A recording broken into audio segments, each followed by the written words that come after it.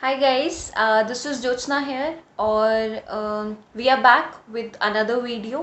आज हम लोग स्टार्ट करेंगे पास्ट टेंस को और सबसे पहले डिस्कस करेंगे पास्ट सिंपल टेंस। तो without any further delay let's start. अगर आप लोगों ने पहले के वीडियोस देखे हैं तो आप लोगों को याद होगा, हम जल्दी से रिवाइज करते हैं कि पास्ट टेंस के सेंटेंसेस क्या हैं। जब हम ऐसी बातों को बोलते हैं, ऐसे काम की बातें करते हैं जो पास्ट टेंस में यानी भूतकाल में हुए हैं, उन्हें हम पास्ट टेंस के सेंटेंसेस कहते हैं। तो जो भी चीज़ अगर हम पास्ट की बात कर रहे हैं, हम भूतकाल के बारे में बात कर रहे हैं, तो वो सेंटेंसेस हमारे पास्ट टेंस के सेंटेंसेस हैं।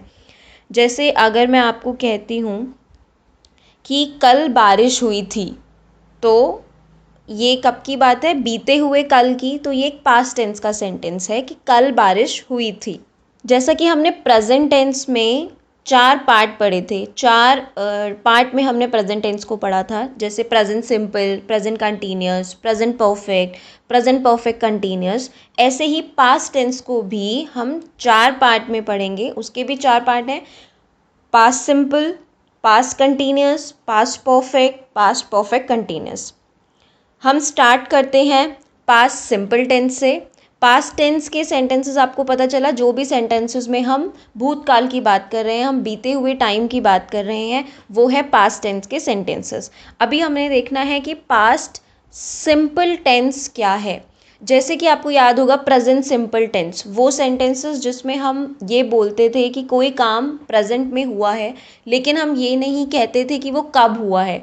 सिंपल टेंस में यानी इंडेफिनिट टेंस में टाइम नहीं बताया होता है कि काम कब हुआ था, कब हुआ है। तो ऐसे ही पास्ट सिंपल टेंस में वो सेंटेंसेस आएंगे जिनसे हमें देख के ये पता चलेगा कि काम हो चुका था, पास्ट टेंस में हुआ था, लेकिन ये नहीं पता चलेगा कि एग्जैक्ट टाइम क्या था। जैसे कल बारिश हुई थी, लेकिन हमें ये तो नहीं पता कि कल किस टाइम पे, सुबह शाम किस टाइम बारिश हुई थी। कल बारिश हुई थी। और इसको हम इंग्लिश में कैसे बोलेंगे? It rained yesterday. बीता हुआ कल, उसे हम येस्टरडे बोलते हैं। रेन, बारिश होना, रेन, और उसके पीछे ई डी, रेन्ड। रेन का सेकेंड फॉर्म है, second form of verb is rained. उसका थर्ड फॉर्म रेन्ड। ये हमने एक बार पहले देखा था कि वर्ब के 3 फॉर्म्स होते हैं। फर्स्ट फॉर्म जो हम यूज़ करते हैं, जो हमने प्रेजेंट टेंस में काफ़ी यूज़ किया। सेकेंड फॉर्म जो उसका पास्ट बताता है, और थर्ड फॉर्म जो उसका फ्यूचर बताता है। और कंटिन्यूअस में हमने वर्ब के फर्स्ट फॉर्म के साथ में आईएनजी लगाया था कि काम अभी चल रहा है। तो आपको ये वर्ब के जो फॉर्म्स हैं, जैसा कि मैंने आपको पहले सजेस्ट किया था, आप जितने ज़्यादा सेंटेंसेस पढ़ेंगे, आप सुबह से शाम तक जो भी काम करते हैं उसको इंग्लिश में ट्रांसलेट कीजिए कि उस वर्ब को, उस काम करने को। जैसे पढ़ना, study.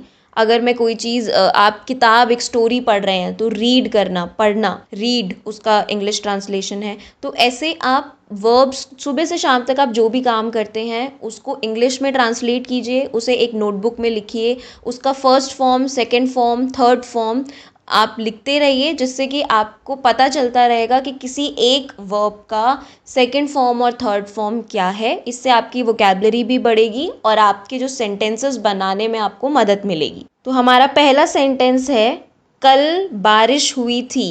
It rained yesterday. Okay, इसमें रेन हमारा वर्ब का फर्स्ट फॉर्म है और रेन्ड ईडी लगा के वो सेकेंड फॉर्म हो गया है, जो कि बता रहा है कि बारिश कल हुई थी। एक और सेंटेंस देखते हैं। अगर मैं कहती हूँ वह कल जयपुर गया, वो कल जयपुर गया, हम किसी के बारे में बात कर रहे हैं, हम कह रहे हैं वो कल जयपुर गया। इससे क्या पता चलता है कि वो कल चला गया था, राइट। इसको हम इंग्लिश में कैसे बोलेंगे? He went to Jaipur yesterday. इस he went to Jaipur yesterday, he subject है, वेंट मतलब जाना, ये है गो आपको पता है जाना, उसकी first form. Second form went, third form gone. तो हमें पास्ट टेंस में सेकेंड यूज़ करना है, वेंट टू जयपुर येस्टरडे। और एक और सेंटेंस देखते हैं। अगर मैं कहती हूँ कि रमेश कल यहाँ आया था, इसे मैं इंग्लिश में कैसे बोलूँगी? Ramesh came here yesterday. Ramesh is our subject जो काम कर रहा है. कम आना, इसे हमारी वर्ब की फर्स्ट फॉर्म है कम, सेकेंड फॉर्म है केम. केम हेयर यहाँ, yesterday कल, बीता हुआ कल, उसमें रमेश यहाँ आया था. ही केम हेयर yesterday.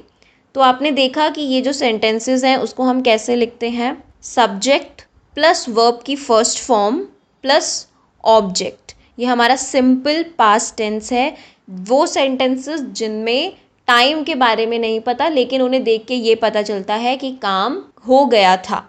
अब अपने लास्ट एग्जाम्पल को, लास्ट सेंटेंस को हम नेगेटिव में लिखते हैं. उसको जैसे मैंने कहा था रमेश कल यहाँ आया था. अब मैं इसे कहती हूँ रमेश कल यहाँ नहीं आया था. तो इसे हम इंग्लिश में कैसे बोलेंगे. Ramesh did not come here yesterday. आपने देखा इसमें मैंने डिड यूज़ किया और वर्ब का फर्स्ट फॉर्म यूज़ किया.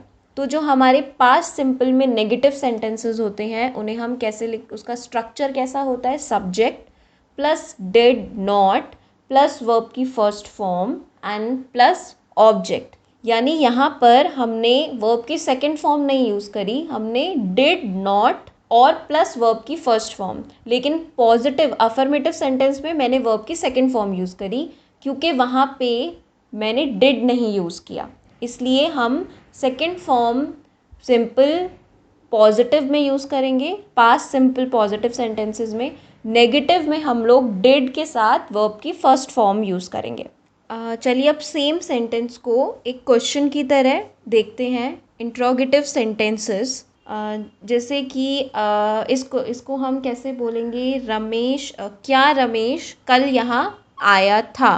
क्या रमेश कल यहाँ आया था. इसे हम इंग्लिश में कैसे ट्रांसलेट करते हैं. Did Ramesh come here yesterday question mark. तो आपने देखा ये क्वेश्चन शुरू हुआ did, then subject, then verb की फर्स्ट फॉर्म एंड ऑब्जेक्ट. यहाँ पे भी हमने डिड के साथ वर्ब की फर्स्ट फॉर्म यूज़ करी है, वर्ब की सेकेंड फॉर्म नहीं. तो यानी कि आपको सिंपल पास्ट टेंस में सिर्फ पॉजिटिव सेंटेंसेस में वर्ब की सेकेंड फॉर्म यूज़ करनी है. बाकी नेगेटिव में और इंटरोगेटिव में आपको डिड के साथ वर्ब की फर्स्ट फॉर्म यूज़ करनी है. चलिए अब हम लोग कुछ और एग्जांपल्स देखते हैं जिनसे हमें पास्ट सिंपल का जो स्ट्रक्चर है वो और अच्छे से समझ आएगा. He went to market. वह बाज़ार गया था. इसमें देखिए इस सेंटेंस में आपको टाइम की कुछ नहीं बताया गया है, वो कब गया था. He went to market. इसको देख के आप समझ गए कि वो बाज़ार गया था, लेकिन इसमें टाइम नहीं बताया है, इसलिए ये सिंपल पास्ट टेंस का सेंटेंस है. He went to market. Subject plus verb की सेकेंड फॉर्म प्लस ऑब्जेक्ट. वह बाज़ार गया था. इसी को अगर नेगेटिव बनाते हैं, वह बाज़ार नहीं गया था, तो हम कैसे बोलेंगे. He did not go to market. यहाँ पे हमने did not go, verb did plus verb की फर्स्ट फॉर्म, क्योंकि ये नेगेटिव था और ये डिड देख के आप समझ गए कि ये पास्ट टेंस की बात कर रहा है. He did not go to market. इसी को अगर हम क्वेश्चन की तरह बोलते हैं, इंटरोगेटिव सेंटेंस बोलते हैं, तो क्या होगा. Did he go to market. Did and then subject plus verb की first form and then object. Did he go to market. यहाँ पे भी डिड यूज हुआ है और वर्ब की फर्स्ट फॉर्म, क्योंकि ये क्वेश्चन इंटरोगेटिव सेंटेंस, और डिड देख के आप समझ गए कि ये पास्ट टेंस का सेंटेंस है. अब अगर मैं आपसे कहती हूँ Ramesh bought a pen. Ramesh ने एक पेन खरीदा था. बाय फर्स्ट फॉर्म है. बाय मतलब खरीदना, वर्ब की फर्स्ट फॉर्म. बॉट वर्ब की सेकेंड फॉर्म है. यहाँ पे बॉट देख के आप समझ गए कि ये सिंपल प्रेजेंट टेंस का सेंटेंस है. Ramesh bought a pen. Ramesh ने एक पेन खरीदा था. इसको अगर मैं नेगेटिव, यानी रमेश ने एक पेन नहीं खरीदा था. Ramesh did not buy a pen. यहाँ पे वर्ब की फर्स्ट फॉर्म और डिड यूज हुआ है. इसी को अगर मैं क्वेश्चन पूछती हूँ, क्या रमेश ने पेन खरीदा था. Did Ramesh buy a pen question mark. अब अगर मैं कहती हूँ दे प्लेड. दे मतलब एक से ज़्यादा लोग. दे प्लेड उन्होंने खेला था. They played. प्ले खेलना, play is first form. Played ed. Second form है वर्ब का, दे प्लेड, उन्होंने खेला था। इसे अगर मैं नेगेटिव में बोलूँगी, they did not play, they did not play, verb की फर्स्ट फॉर्म और डिड। इसको क्वेश्चन की तरह बोलूँगी, डिड दे प्ले, क्या उन लोगों ने खेला था। तो यहाँ पे भी डिड और वर्ब की फर्स्ट फॉर्म आई है, did they play question mark. तो यहाँ पे आप लोगों ने देखा कि डिड ही यूज़ करना है हमें, मतलब सिंगुलर है, प्लूरल है, ये हमें नहीं देखना है। जैसे प्रेजेंट टेंस में आपने देखा था कहाँ पे डू लगेगा, कहाँ पे डज लगेगा। सिंपल टेंस में अगर हम नेगेटिव सेंटेंसेस लिख रहे हैं या इंटरोगेटिव क्वेश्चन वाले सेंटेंसेस लिख रहे हैं, तो वहाँ पे हमें सिर्फ डिड यूज़ करना है। ये डिपेंड, हमें देखना नहीं है कि सब्जेक्ट क्या है, सिंगुलर है, प्लूरल है, हर जगह पे डिड यूज़ होगा। ये आपने देखा, दे के साथ भी डिड आया, शी के साथ भी डिड आया, अगर मैं रमेश यानी एक सिंगुलर पर्सन की बात कर रही थी तो भी डिड आया। तो हर चीज़ के साथ यहाँ पे डिड यूज़ होगा। आई होप ये वीडियो आपको अच्छा लगा होगा, आपने कुछ नया सीखा होगा। अगर आपको ये वीडियो अच्छा लगा है तो प्लीज़ इसे लाइक कीजिएगा और हमारे चैनल को सब्सक्राइब कीजिए ताकि ऐसे बाकी वीडियोस मिस ना हो और आपको नोटिफिकेशन आता रहे। एक छोटा सा सजेशन मैं आप लोगों को देना चाहूँगी कि आप जो भी सीख रहे हैं उसे प्रैक्टिस ज़रूर कीजिएगा। सिर्फ एक बारी देखने से या ये स्ट्रक्चर याद रखने से आपकी इंग्लिश फ्लुएंट नहीं होगी।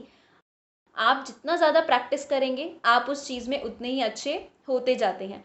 तो आपने जो भी सीखा है आप उन सेंटेंसेस को सोचिए, लिखने की कोशिश कीजिए। अगर आपके आसपास कोई ऐसा है जो उसको चेक कर सकता है तो सेंटेंसेस लिख के उसे चेक करवाइए, नहीं तो आप प्रैक्टिस कीजिए। प्रैक्टिस करना बहुत ज़रूरी है, उसी से आप सीखेंगे। और दिन भर में हम कितना कुछ सोचते हैं, तो वो सब ट्राई कीजिए कि आप इंग्लिश में ही सोचें और सेंटेंसेस लिखने की भी कोशिश कीजिए, जिससे आप खुद से चेक कर सके कि आप जो लिख रहे हैं वो सही है या नहीं है, और हो सके तो किसी से चेक करवाइए। आई होप ये आप ट्राई करेंगे और we'll see you in next video. Okay guys, bye bye.